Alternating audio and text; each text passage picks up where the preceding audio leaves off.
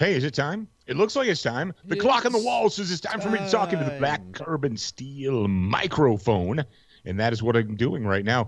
We are live via satellite, connected to the Salt Lake City studio. I am in the Wyoming bunker, speaking into the black carbon steel microphone.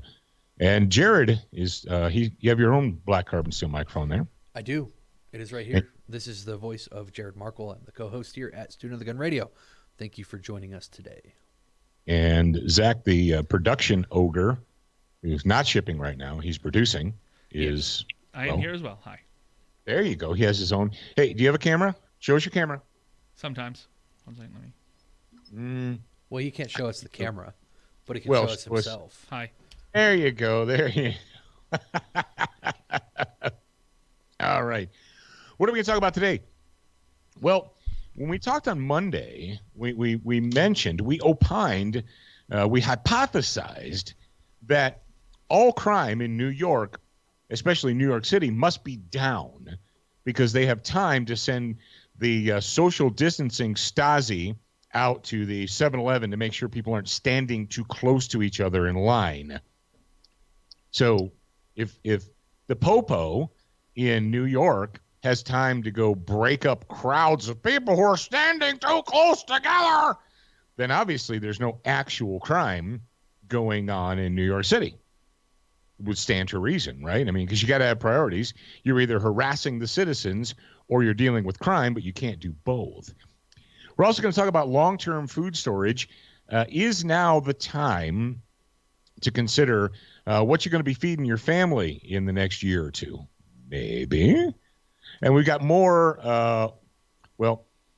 I created my own meme that I would love for you guys to share with the folks at 311 NYC, because sometimes I think they're just having a bad day, and they need a pick-me-up. They need you.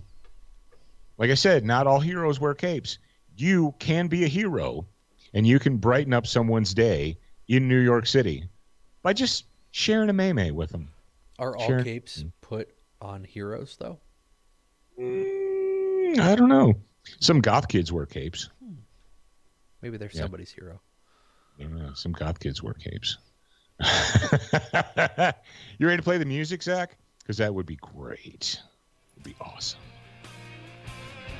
Stand by for education, enlightenment, enjoyment, and entertainment. He's not here to talk about your feelings. He's not here to say what you want to hear. He's here to say what needs to be said. Ladies and gentlemen, and children of all ages, please welcome your host, the pimp hand of America, Professor Paul Markle.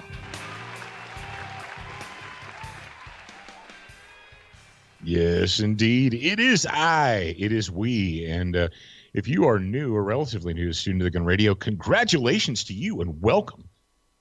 Now, don't assume that you know exactly what this show is all about based on the title, because you don't. If you assume, what happens when you assume, Zach? You make a butt out of you and me. That's right. That's right. Out of you and me. But actually, you wouldn't be making one out of me. It would just be you. So don't assume. All right, Jared, are you ready to get into the Brownell's bullet points, or do you want to say something before that? No, let's go ahead and jump right into the Brownell's bullet points. Sounds good.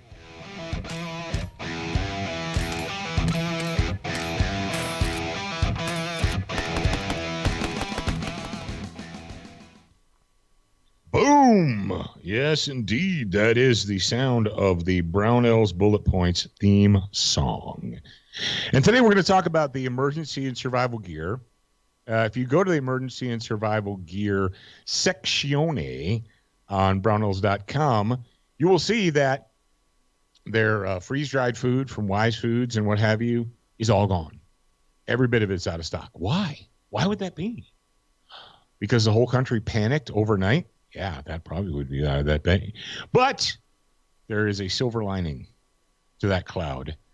There is still, according to the website, and I'm on it right now, there's still tactical bacon available. So there's that. And you know, there's the two-prong approach with tactical bacon is this. Number one, you can eat it. You can consume it. It is actual pre-cooked bacon. And if you open the can, because I have opened up one of these cans, it's the bacon that has been pre-cooked is laid out on, what's that kind of paper that your mom cooks on? It's not foil. It's not saran wrap. It's Parchment paper? not parchment paper. Wax no. paper? Wax paper. Yes. Thank you. It's laid out on wax paper, like your grandma has or your mom had or whatever, and you can eat it. You can consume it. You don't have to cook it. You don't have to warm it up. You don't need a microwave or anything like that because your microwave probably doesn't work. You put your iPhone 7 in it to try and charge your battery. But you can eat the bacon, but it's going to be greasy, and there's going to be leftover grease on your fingers and that's okay because you can use that as supplemental grease for your AR-15 bolt. So there's that. Or if you really wanted to get fancy and you're worried about the religion of peace and brotherhood, or you're concerned that the representatives at missionaries from the religion of peace and brotherhood may come to your town and try and do bad things, you can just roll your bullets in the. I wouldn't put it on the cases. I wouldn't recommend putting the grease on the cases, but you could put it on the projectiles. No one's going to stop you. Jared, are you going to stop them? Nope, I'm not going to stop them. All right. I recommend wrapping it around a silencer and shooting the silencer to cook the bacon and then eating the bacon. But this bacon's already cooked, man. Yeah. You don't need to do that. But warm bacon's always better than cold bacon. Well, yeah, that's true. That's true. You could sit on it or, whatever you want to do. The tactical bacon does taste really good. I was impressed because I was like, man, it's canned bacon. I don't really know about this. And then I tried it. I was like, actually tastes like bacon. Pretty good. Tastes like good smoked bacon. Yeah. Now, what else can you do? Well, number one, before we get into the long-term food and so forth, I want to talk a little bit about nutrition. Yes, nutrition.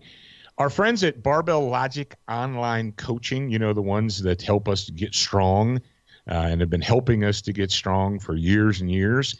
They can help you to get strong, and I know they're helping a lot of you freaks out there to get strong. Well, here I think was in the last month or so. It's been within the last month, Jared. Don't you believe that they started the nutrition coaching? Oh, yeah, I did see that. Yeah.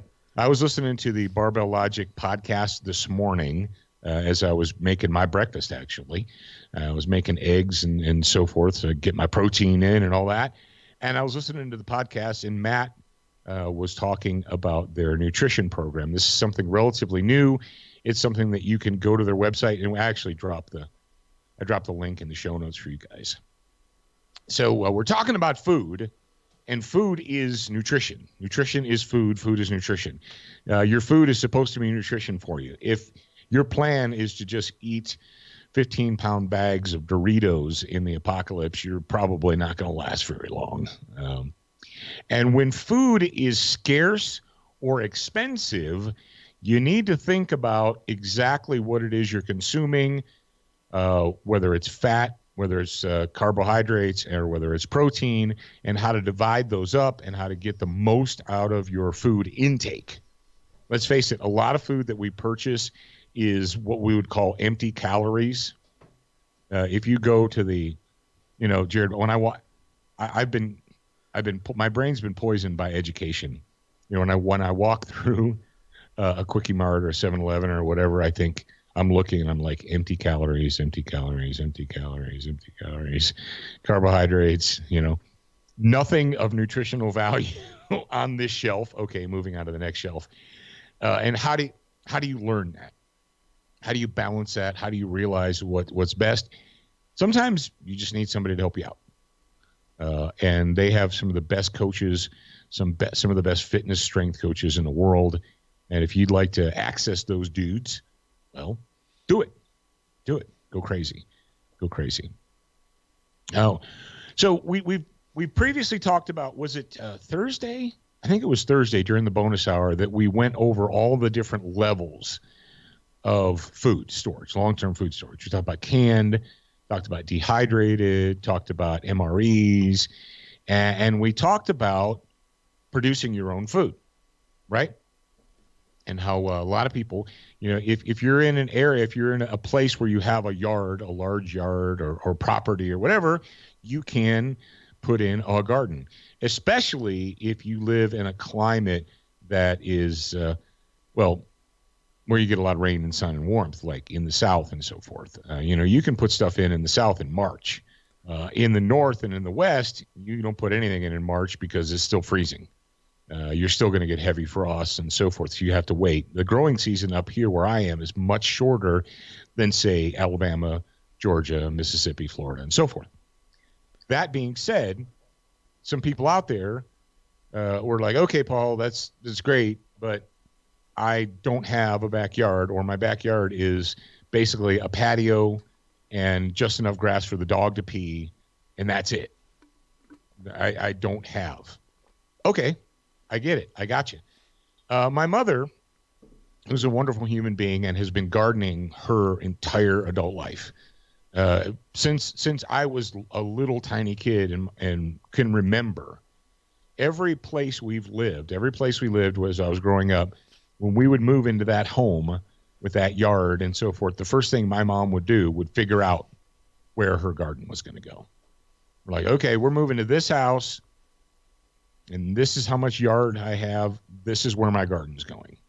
And she would start working it. She would start thinking, all right, what's going to go where? How much do I need to? I need to till it. My mom had a rototiller, and all that, and that was very important to her. And also, she would, and I remember this, walking into the kitchen or whatever room, we had a sunroom in one house that we lived in. They don't make sunrooms anymore, but we had a sunroom, and she would start, in the basically late winter, early spring, before she could put it outside. She had all these planters and all these pots and so forth, and I remember. Jared, do you remember this? I don't know if we ever did when you were little. Do you remember taking empty egg cartons, doing starters, and filling them with dirt and putting like one seed in each one? Yep. Yeah. Do stuff like that, because then you can take the whole thing out and just stick it in the ground. Boom. There you go. And you're ready to go. So a lot of folks have said, well, Paul, that's all cool for you, but it won't work for me because I don't have it available. Well, have you thought about how to grow food in pots? Yes, dirt pots. You go to Home Depot and you walk by them, or Walmart or whatever, or Lowe's. Every time you go to Lowe's to get something to get paint for your house or freaking light bulbs or screws or whatever, you walk by these things, and you're like, oh, well, those are for flowers. They don't have to be for flowers. Yeah, so you can make a bunch of potatoes in a bucket. They're called bucket potatoes. Yeah, I mean, you can grow whatever, you name it. Tomato plants. You can get a 5-gallon bucket, fill it with soil and fertilizer, drill some holes in the bottom so that it drains, and put tomatoes have to climb, so you put stuff in there. But yeah, you could do that. You could do it. You can do it. There are ways to do it. And so my mom, and I didn't even ask her to do this, she just did it out of the blue. She sent me this link. It's to a YouTube video, and we're not going to play the video because it's a 29-minute video. But she sent me this link, and it is a pretty daggone popular website. This lady, I'm going to open it right now just so I can speak intelligently about it. It's called Living Traditions Homestead, and this chick's got almost 300,000 subscribers. And this video that we linked in here, it is about a 29-minute video, and she goes into detail about, okay, so you say you live in an urban area, you live in an apartment, a condo, or you live in a small house with a little tiny backyard, like I said, just enough grass for the dog to pee, and that's it. Well, she goes through step by step how you can use, typical planting containers that you can find at Lowe's or Home Depot, or like I said, it doesn't even have to be fancy. It could just be 5-gallon pickle buckets that you picked up somewhere. Most women are probably not going to want to do that. Most ladies are like, I'm not putting plastic pickle buckets in my backyard. It'll look terrible. Okay, we'll go to Lowe's and we'll get a 2-gallon flower pot or whatever. But the fact of the matter is this, ladies and gentlemen, You can do it even if you are an apartment dweller, even if you live in an urban area, we have a tiny backyard, even it can be done. It just takes effort on your part and a little bit of education. And that's what we're doing right here. Now, going back to the Brownells Essential Survival Gear, I actually sent those guys Jared, do you still have a contact at Wise Foods? Probably. I haven't talked to him in a little bit. Now actually would probably be a good time to, if you have a contact, fire them off and just ask, say, do you have an anticipated date where you will be shipping again? I mean, and they're not going to shut the business down. They're just trying to catch up, I'm sure. Yeah. I sent the Brownells guys, did the Wise Foods to give you any kind of time frame of when they'll be, restocking? And I know it's a long shot, but like, yeah, good luck, get in line. But the fact of the matter is, we still need to be thinking about this. Just because a couple of weeks, or I don't know where you live, your slave master, like if you live in Illinois, I think the Illinois slave master has decided that his slaves will remain quarantined until June or something like that. But most of the country that's not run by communists, have you noticed, Jared, that the states that are crying and whining the most are run by communists? Do you think that's a coincidence? It's interesting. It could be a complete and total coincidence. I believe somebody sent, one of our grad program members sent me a CV-19 hot sheet, and it had the top 10 most infected states or whatever. And 9 of the 10 were run by communists. I guess it's just a coincidence. And the Ground Zero is run by a communist. It's run by 2 communists, a Kumo and a DeBozo. So now, and my point is this, I'm imploring you, don't be like most people. Oh, the problem's over now. I can stop worrying. I can just go back to living day by day, not worrying. The government will take care of me, blah, blah, blah. Everything will be fine. Look, if you haven't taken this as your wake-up call, I know most of you, especially my dedicated grad program people, you're like, dude, we were good to go. We had what we needed. We weren't panic buying. We weren't standing in line for hours to buy, the last loaf of bread or whatever. We're good. I got that. But you, the student of the gun listener, you are the apostle. You are the disciple. You are the choir in your community. And I can guarantee you that if you are a prepared person and your neighbors and friends and people know about it, you're going to get the questions. You're like, well, what are you doing? Or what did you do? Or what is your plan? I know you're one of those prepared guys, and I used to think you were kind of paranoid, but I don't really think you're paranoid anymore. And what is your suggestion? Right? And what have we talked about, Jared, is it's more important. It's as important, if not more so, for what? Not just you as an individual, but your community, yeah. Right?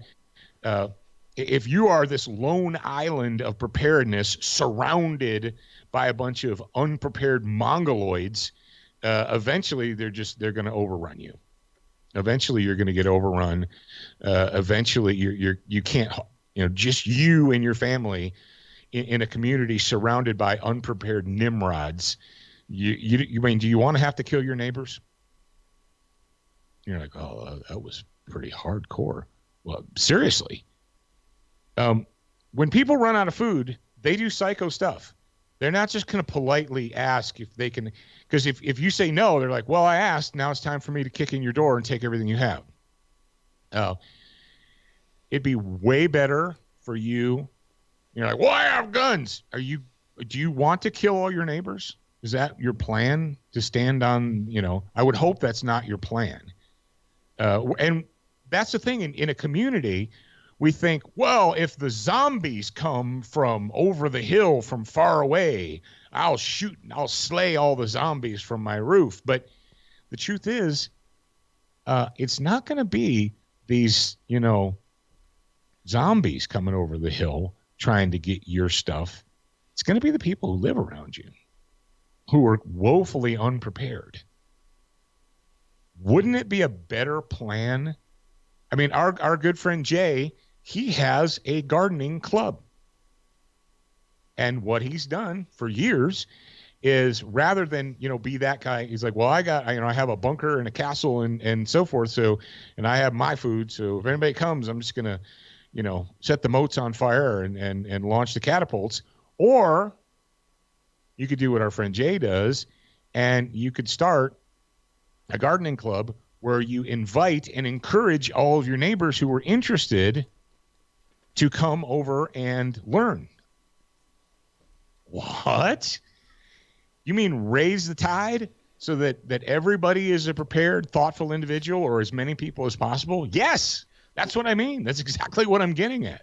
It's a lot like what we talk about in the leadership traits, where if you're looking at your job, for instance, and you make yourself as valuable or more valuable than other people and as valuable as you possibly can to your boss or your company, then they're going to keep you around because they need you. They need your knowledge. They need your effort, the effort that you're putting in for the company. It's the same thing in community. If you take that principle and apply it to the community and you're helping your community understand how to accomplish these things, well, that preparedness is actually important, which I think that now is a great time to talk about this kind of stuff with your community because it's actually affecting their life.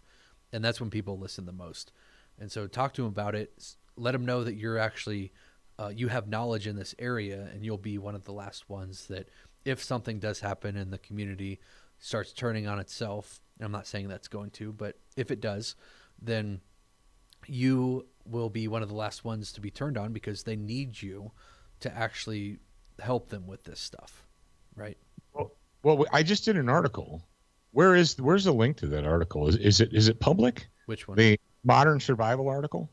It's yes.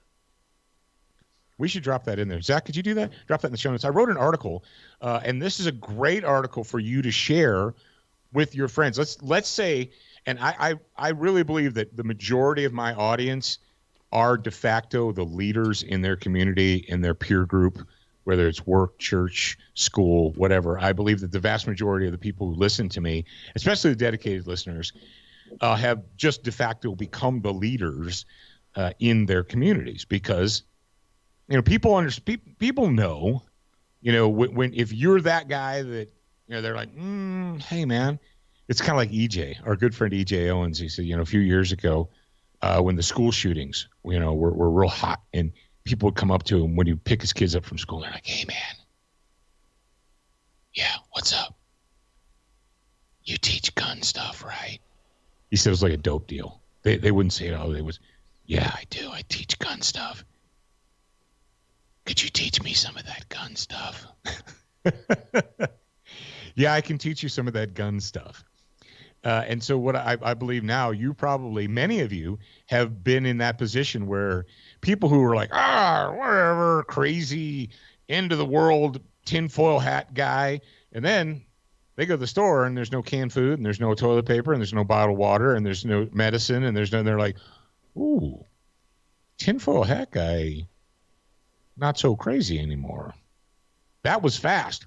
How many of your friends and neighbors have said to you, I can't believe how fast the stores ran out of stuff? Yeah, Jared, it's almost like someone that looks a lot like us have been saying for years, the stores will be empty in 3 days. 3 days is fast. 3 days is fast. The stores will be empty in 3 days. When people just decide to panic buy something, it's gone. There aren't just warehouses full of it, behind the store. So long story short, right now is a fantastic time. Zach, if you could find that article and drop the link in there about Modern Survival. If you do nothing else, the reason I want Zach to drop the link in is you might have people asking you questions. You're like, well, what do you think? What should we do? Say, here's a lanyap. Here's some free information. Read this. Let me know what you think. If you're interested, come back and we'll talk about gardening or canning food or storing MREs or whatever. Okay? All right. So there you go. All right. Thank you very much to everyone in the shooting industry, Brownells in particular, who is helping us to stay on the air, because we can't do this show without support from you guys and from our partners who keep the lights turned on. Because believe it or not, these studios don't run for free.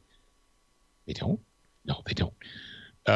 Century Arms, the sweetest smelling arms maker in the U.S. of A. AKs, AK accessories and parts, pistols, handguns, all kinds of. If you haven't gone to their, if you haven't gone to their surplus section yet, if you're a geek, if you're a gun geek, you go to the surplus section, you're like, ooh, they have those. Ooh, they have those. Ooh, they have those. If you're a neophyte, you probably you don't really appreciate it. But if you're a hardcore gun dude, go to the surplus section on Century Arms' website. You won't regret it. Duracoat, because life's too short to have an ugly gun. Hey, there you go. It just dropped. There's a glitch in the satellite there for a second. Life is too short to have an ugly gun, beginning and end of sentence.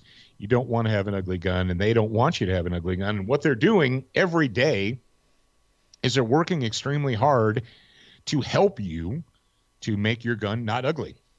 And if you have a gun that is not ugly because you applied the Duracoat badass finish, the baddest ass finish you're ever going to get and apply to a gun or a knife or your kid's freaking Space Invaders lunchbox or whatever, go to Duracoat Firearm Finishes, do a project. They have templates. You know what I realized I did not bring with me? What? My Duracoat templates. Oh, darn. They're in storage in Salt Lake City. This is me being sad. Huh. Sad tear. But go to Duracoat Firearm Finishes, order some badass finish, do a project, take pictures of the project, share it with us, hashtag it Duracoat, student of the gun, and most importantly, badass finish, and you may be a winner. We're going to pick, we're going to give out prizes. It's going to be fun. You're going to have bragging rights. It's all that good stuff. SWAT Fuel, use the promo code SOTG because they want you, even during the pandemic, to have a stronger body and a sharper mind. All right, ladies and gentlemen, Zach the Shipping Ogre is our store guy, and he's always coming up with good stuff for you. So listen up, pay attention. ShopSOTG.com is the perfect place to go if you are a student of the gun. Whether you want to expand your brain, increase your marksmanship, or help keep your family safe. All that, plus the pimp hand brands that you love. ShopSOTG.com has almost anything that an American patriot would want. Education, enlightenment, and entertainment, and we're open 24/7. Check out ShopSOTG.com today and see for yourself. Yes, indeedy do. And if you want to be a prepared individual, Zach the Shipping Ogre, I will tell you this because he is too modest, worked extremely hard to come up with a fill your bug out bag section on our store.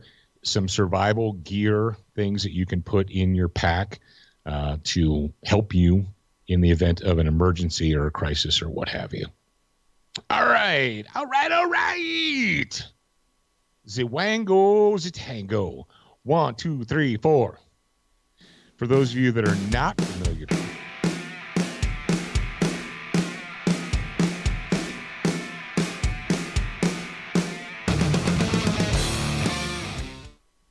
I had no idea what you were getting at with that. Those of you who are not familiar with Double Live Gonzo from Ted Nugent, you should check it out. It's one of my house arrest. It's on my house arrest playlist. I've been doing a house arrest playlist on Instagram, just to kind of help you guys out. All right, what are we going to talk about today? Dangerous on demand. Should you, as a citizen, be dangerous on demand? Should you actually carry a gun on your body? I'm going to say yes.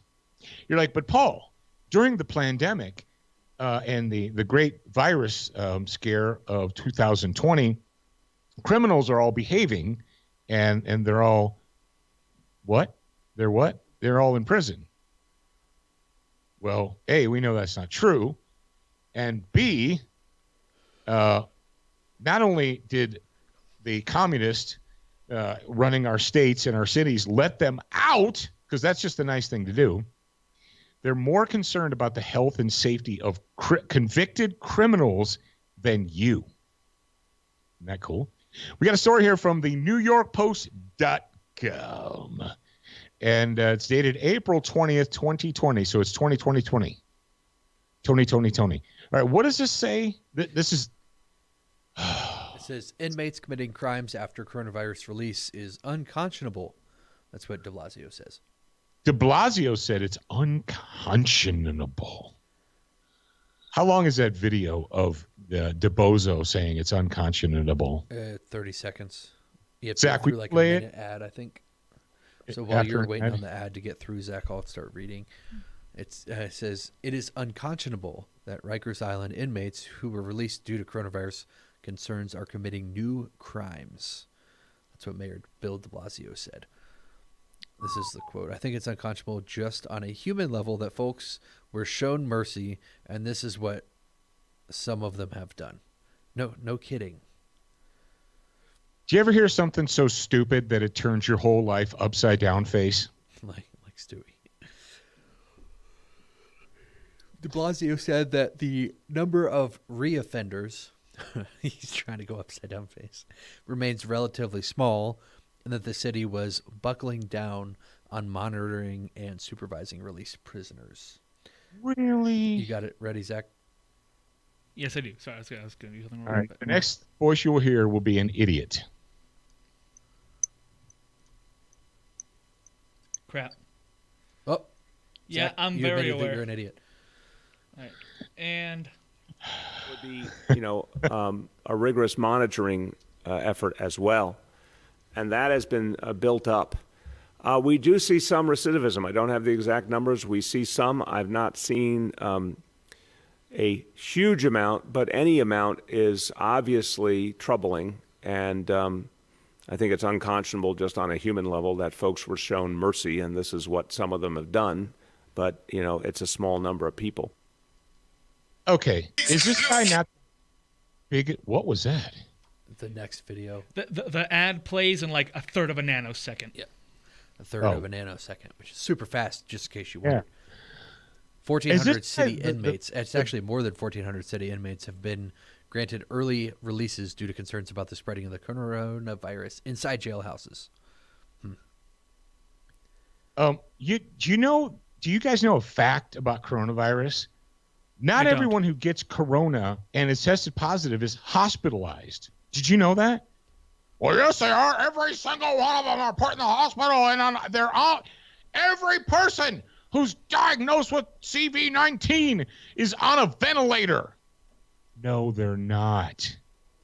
Something like 90% of people who are diagnosed positive actually are sent home to self-quarantine.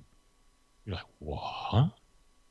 So let's just say, let's just say, guy, let's just say that they did test positive. These prisoners in the jail were tested positive for CV-19.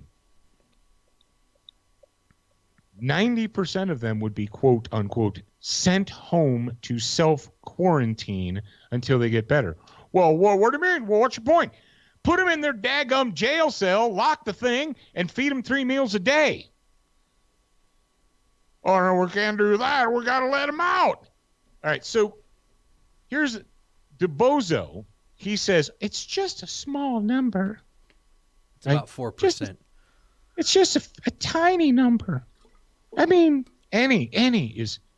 Well, he said that on the 20th. Keep in mind, that was 4/20. 4/20/20. It's when he said that. There was a story in the New York Post on April 2nd, 2020, 18 days before DeBozo gave that press conference, right? Jared, will you please open up that story? Major crime up 12% in New York City despite coronavirus outbreak. Now hold on a hot minute. The mayor said that they're cracking down and they're monitoring. How in the world are they monitoring prisoners, felons that they just let out? And when you go to Rikers, you don't go to Rikers for parking tickets, okay? Rikers Island is a penitentiary. They're like, well, you don't know. A lot of those people in there, they might have just like, didn't pay their child support, or maybe they were trespassing. No, you go to Rikers because you're a criminal, right? You don't go to Rikers because you got your first DUI. So there's a story here that says New York City has released 900 inmates to avoid the risk of coronavirus spreading in the city's jails. That was on Tuesday. This story was reported on March 31st, 20. Mm-hmm. And then the story about the major crimes up 12% was reported on April 2nd, 2020. And then DeBozo on the 20th goes out and he's like, oh, okay. Okay. I know some of them have. It's just a small number. Yeah, but if we go upon, if we're operating upon what has been used to report the coronavirus deaths, right? So a 1% or 2% death rate in some of these states, people are freaking out. 4% of these criminals, almost 4, it's like 3.6 or 3.7%. 4% of them have been rearrested. So is it a lot or is it not a lot? That's the thing is, that's just the ones that have been rearrested. Yeah. That's not the ones who committed the crimes and haven't been caught yet.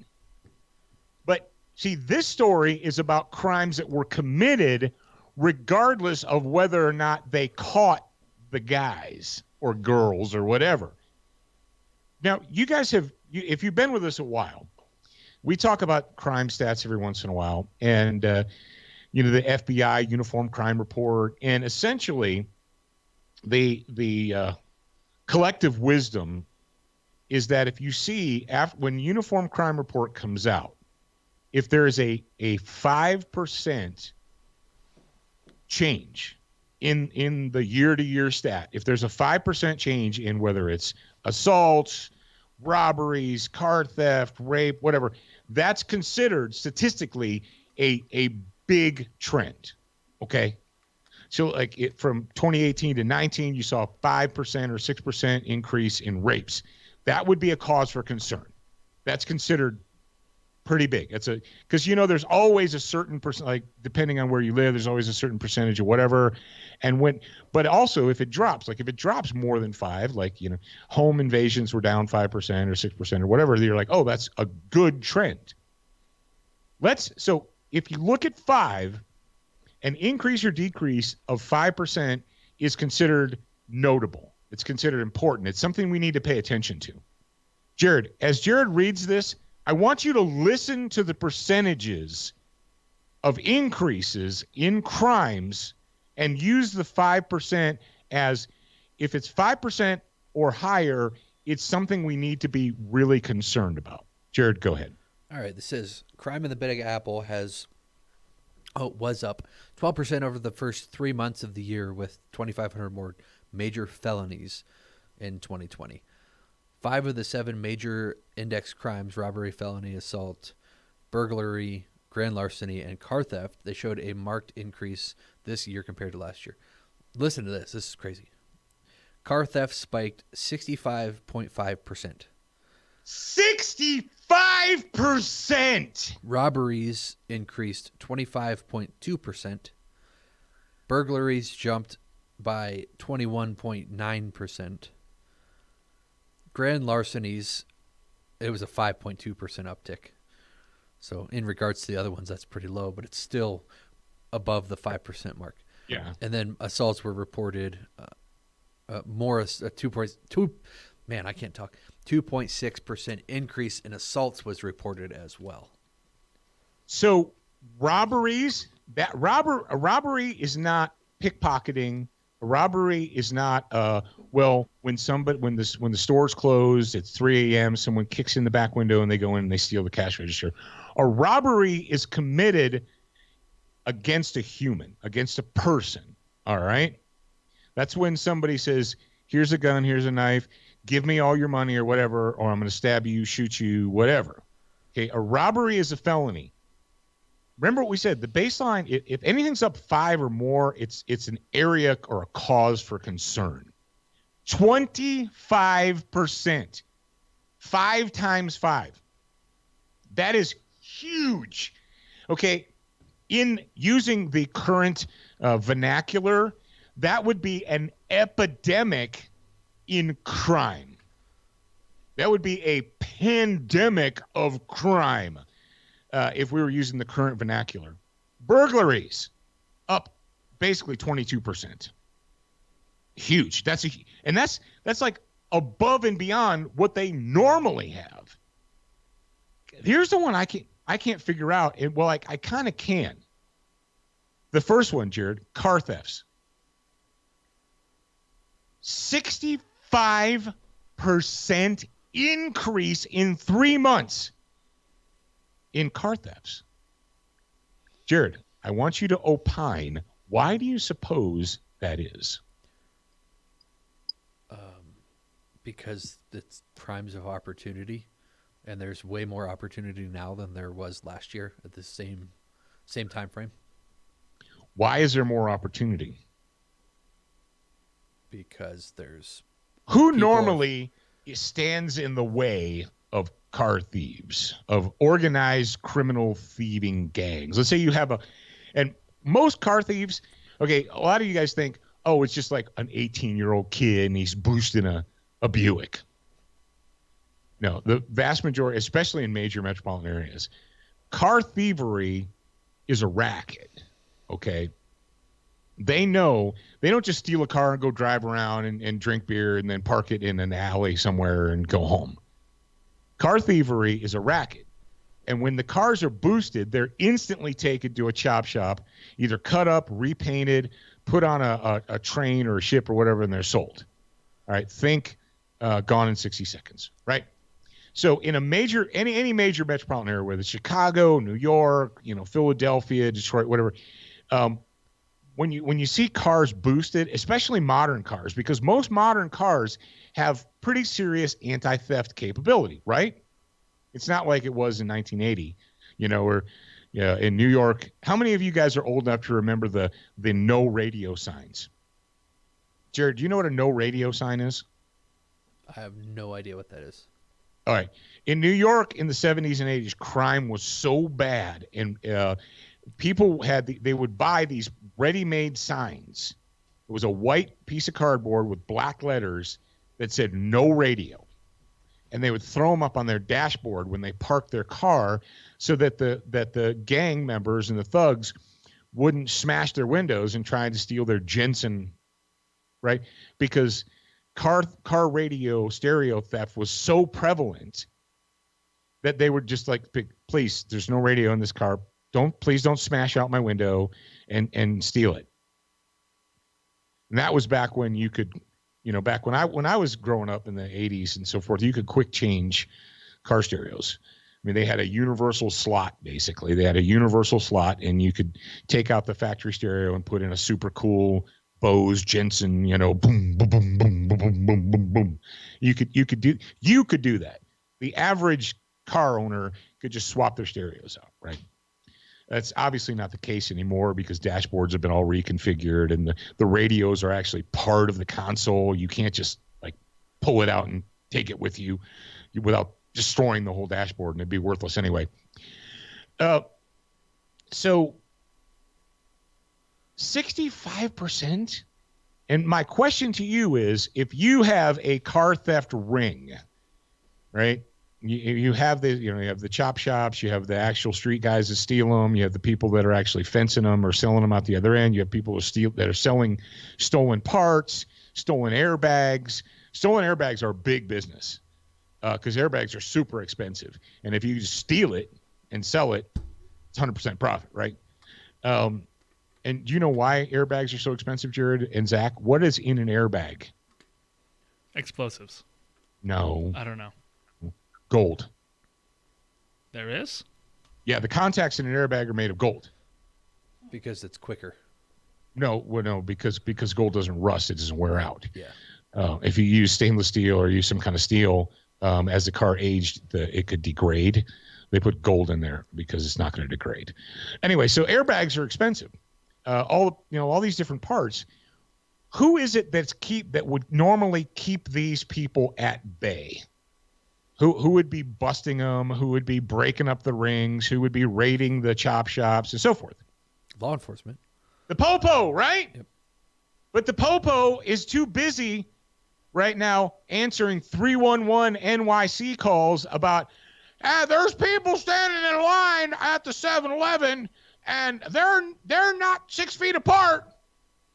My neighbor is having a birthday party for his 5-year-old, and there's more than 3 people in his house.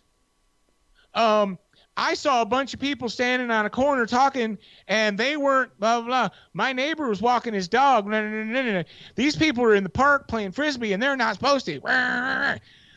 When you turn your police department into the social distancing Gestapo, when they're answering calls, when they're flying drones to monitor whether people are walking in the park, you're like, that's not happening, Paul.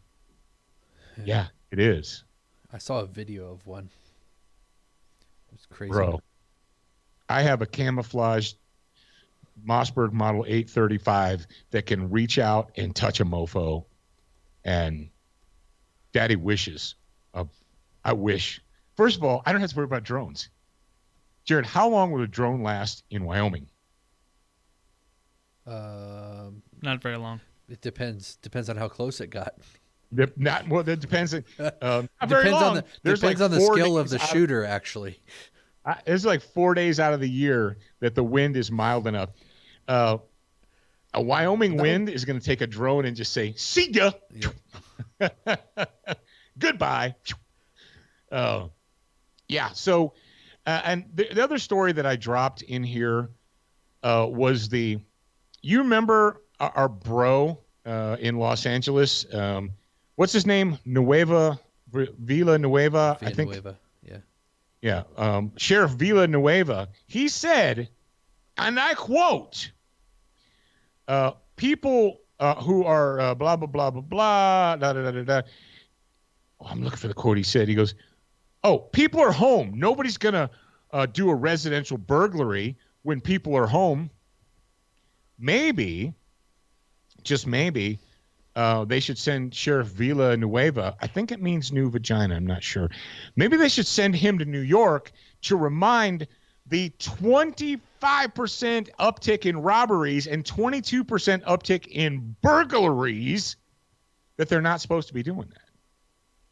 Because the sheriff said, he should go remind the statistics. He should go remind the criminals. Okay. Because apparently they didn't get it. They didn't. The criminals in New York, they're like, I don't know what new vagina is saying out there in California, but we're like, hey man, the cops are all out harassing people. They're so worried about being the social distancing Stasi. We're just going to boost these cars, break into these homes, and we're going to actually rob the crap out of people. 25% increase in robberies is enormous. It is enormous. But what the heck? At least you can text 311 NYC and let the Stasi know that people are standing too close to each other. Or, don't forget this, you can always brighten their day with your favorite May. If you feel like being a hero, you can be a hero. Yes, indeed. So the moral of today's story is you freaks out there need to, like, number one, start storing food. Number two, start growing food. That's the main one. Stop thinking that the government is going to save you from every calamity, because they can't and they won't. As a matter of fact, they've proven. How do you think all the crime victims in New York feel? You think they feel better? They're like, well, I lost my car, my house was broken into, and I was robbed, but at least I don't have the virus. There you go. There you go. There's something to feel better about. My car was stolen. My house was broken into, and I was robbed when I was trying to walk to the grocery store, but I'm not sick. Thank you, Comrade DeBozo, for keeping me safe. There you go. What are we going to talk about? And a story just broke, and it's going into tomorrow's show. You think, well, down in Mexico, things have all chilled, right? Things have chilled in Mexico, and everybody's they closed the border, and everyone's behaving themselves. Not quite. Not quite. Mexico is still not a safe place to be. And especially if you're if you're a gringo from America, it's definitely not a safe place to be. And we've got more to talk about tomorrow and Friday. So make sure that you are signed up for the grad program so you don't miss one single word. GetSOTG.com, right, Jared? Yep. Go to GetSOTG.com. You're going to get that book, 5 strategies. What is it? 5 security strategies that can Save your life. Yep. Go there, get that, and then you get a 30-day trial to the grad program. I'm also offering an extended trial for those of you that actually email me personally, Jared, Jarrad, at studentofthegun.com. Email me there if you're interested in the extended trial, because we know that you're at home right now, and we can actually give you an opportunity to have some more content and education to consume. So email me, let me know if you're interested in the extended version. If you're not, just go to GetSOTG.com and sign up there. All right, ladies and gentlemen, thank you very much for being a member of our audience. We truly appreciate it. Remember, you're a beginner once. You're a student for life. We appreciate your reviews. If you haven't left a review or updated yours recently, head on over to Facebook, iTunes, Stitcher, iHeartRadio, or your favorite podcast player to voice your opinion. Don't forget to join us at the Student Lounge, a place for like-minded individuals to learn, connect, and support each other. No chicanery will be tolerated. Remember to check studentofthegun.com daily for new, free content and giveaways. Watch, listen, read, shop, and connect at studentofthegun.com. Are you a social butterfly? Connect with us on Instagram, Facebook, and Twitter for new content each and every day at Student of the Gun. Watch Student of the Gun TV and videos from our trusted partners on Roku, Apple TV, Amazon Fire TV, Chromecast, and even AirPlay. Go to studentofthegun.com for direct links, and remember, you're a beginner once, a student for life.